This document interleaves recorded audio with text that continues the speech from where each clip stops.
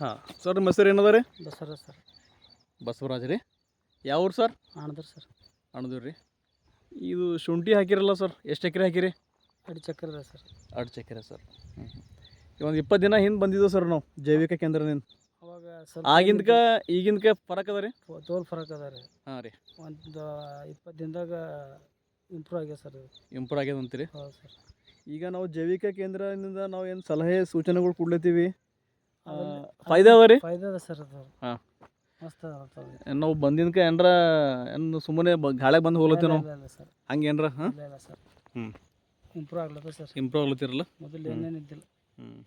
ಈಗೆಲ್ಲ ನಮ್ಮದು ಟ್ರೈಕೋಡೋಮಾ, ಸೂಡೋಮೋನಸ್ಸು, ಬೇವಿನ ಎಣ್ಣೆ ಅಲ್ಲಿ ಕೆಲಸ ಮಾಡತ್ತ ಸರ್. ಹಾಂ, ಮಾಡತ್ತಲ್ಲ ರೀ. ಅವಾಗ ಸ್ಟಾರ್ಟಿಂಗ್ ಬಂದಾಗ ಮರಿ ಕಮ್ಮಿ ಇದ್ದು, ಈಗ ಮರಿ ಭೀ ಜಾಸ್ತಿ ಆಗ್ಯಾವ. ಮರಿ ಹಾಕ್ಲತ್ತ ಸರ್. ಹಾಂ ಹಾಂ ಹಾಂ. ಈ ಈಗಿನ್ಕ ಬೆಳೆ ನೋಡೋದು ಖುಷಿ ಅನಿಸ್ತದೆ ರೀ? ಬೆಳೆ ಚಂದ ಆಗ್ಯದ ಸರ್ ಈಗ. ಓಕೆ.